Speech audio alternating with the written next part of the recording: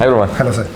Sir ഒരു doubt clear ചെയ്യാൻ വേണ്ടിയിട്ട് വന്നായിരുന്നു സാർ. ഈ ലാസ്റ്റ് ടൈം സാറിന്റെ വീഡിയോ ഞാൻ കണ്ടു. അപ്പോൾ അതിനകത്ത് സാർ ഒരു 24 മണിക്കൂർ BP മോണിറ്ററിംഗ് സാർ. ഈ BP സാർ അത് ആക്ച്വലി എൻ്റെ അമ്മ ഇപ്പോൾ ഹൈപ്പർടെൻഷൻ 6 വർഷമായിട്ട് മെഡിസിൻ കഴിക്കുന്നുണ്ട്. അപ്പോൾ അത് അമ്മയ്ക്ക് ഉപകാരപ്പെടും? അത് ഏത് കാറ്റഗറിയിലുള്ള ആൾക്കാർക്കാണ് അത് കൂടുതലായി ഉപകാരപ്പെടുന്നതെന്ന് അറിയാം. തീർച്ചയായിട്ടും. ഇപ്പോൾ ABPM, അപ്പോൾ ഇതാണ് നമ്മുടെ മെഷീൻ എന്ന് പറയുന്നത്. ABPM എന്ന് പറയുന്നത് അപ്പോൾ ആംബുലേറ്ററി ബ്ലഡ് പ്രഷർ മോണിറ്ററിംഗ്. നമ്മുടെ സാധാരണ റുട്ടീൻ ആക്ടിവിറ്റീസ് ചെയ്യുന്നതിനിടയ്ക്ക് തന്നെ BP അത് മെഷർ ചെയ്യാൻ സഹായിക്കും. അതാണ് ABP എന്ന് പറയുന്നത്. അപ്പോൾ ഇത് 24 hours ആണ് നമ്മൾ ഘടിപ്പിക്കുന്നത്. ഇപ്പോൾ ഇതിൻ്റെ കഫുണ്ട്, നമ്മൾ ഘടിപ്പിച്ച് കഴിയുമ്പോഴത്തേക്കും ഇത് നമുക്കത് ഓരോ ബ്ലഡ് പ്രഷർ മെഷർ ചെയ്യും. ഇങ്ങനെ നോക്കുകയാണെങ്കിൽ പകൽ സമയം ഓരോ 15 മിനിറ്റ് കൂടുമ്പോൾ ഇത് മെഷർ ചെയ്യും ബ്ലഡ് പ്രഷർ, എന്നിട്ട് ഇതിൽ സ്റ്റോർ ചെയ്യും. ഇതേപോലെ നൈറ്റ് ടൈമിൽ നോക്കുകയാണെങ്കിൽ ഓരോ 30 മിനിറ്റ്സിൽ മെഷർ ചെയ്യും.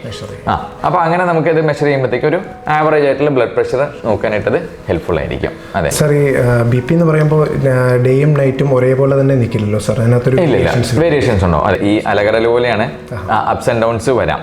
പ്രത്യേകിച്ച് ഹൈപ്പർ ടെൻഷൻ എന്ന് പറഞ്ഞ പ്രശ്നം ഉള്ളപ്പോഴത്തേക്ക് അപ്സ് ആൻഡ് ഡൗൺസ് കൂടുതൽ തന്നെ വരാം.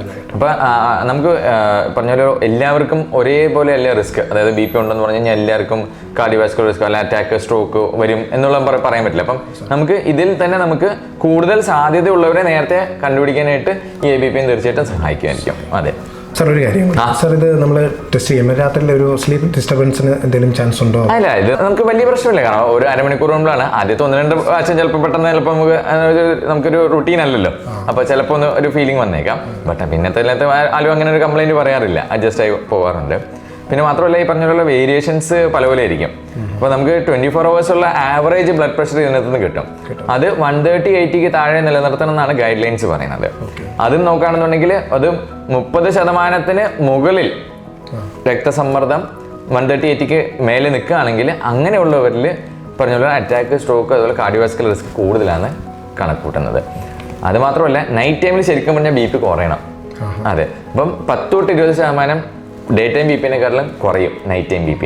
അപ്പോൾ ചിലർക്ക് പറഞ്ഞ പോലെ ഹൈപ്പർ ടെൻഷൻ ഉള്ളവർക്ക് അത് കുറയില്ല. അപ്പോൾ അങ്ങനെ കുറയാതെ ഉള്ളവർക്ക് അങ്ങനെയുള്ളവരും ഈ പറഞ്ഞ കാർഡിയോവാസ്കുലർ റിസ്ക് കൂടുതലാണ്. അപ്പോൾ അങ്ങനെ പല നമുക്ക് റിസ്ക് സ്ട്രാറ്റിഫിക്കേഷൻ നടത്തി കഴിഞ്ഞാൽ ഒന്ന് മരുന്നുകളും നമുക്ക് അഡ്ജസ്റ്റ് ചെയ്യാൻ പറ്റും. പല ചിലർക്ക് ചില മരുന്നുകൾ രാത്രി ഇട്ട് കഴിഞ്ഞാൽ അത് എഫക്റ്റീവ് ആവും. അപ്പോൾ അങ്ങനെ നമുക്ക് മരുന്നുകൾ അഡ്ജസ്റ്റ് ചെയ്യാനായിട്ട് അത് ഹെൽപ്ഫുൾ ആവും. അപ്പം കുറച്ചും കൂടി നമുക്ക് അക്യുറേറ്റ് ആയിട്ട് BP കൺട്രോൾ ചെയ്യാനായിട്ട് സഹായിക്കും. മാത്രമല്ല റിസ്കുകൾ പറഞ്ഞ ഈ ഡ്രഗ് റിലേറ്റഡ് സൈഡ് എഫക്റ്റുകളും ഉണ്ടല്ലോ. അപ്പോൾ അത് വരാതിരിക്കാനായിട്ട് നമുക്കിത് കുറച്ചുകൂടി ഹെൽപ്ഫുൾ ആയിരിക്കും. കാരണം വെച്ചാൽ നമുക്ക് അഡ്ജസ്റ്റ് ചെയ്യാനായിട്ട് അത് സഹായിക്കും. അതെ അതെ. Thank you sir. Oh right. എന്തായാലും ഒരു സമയം കൂട്ടി. ഓ ശരി. ഓക്കെ ശരി റൈറ്റ്.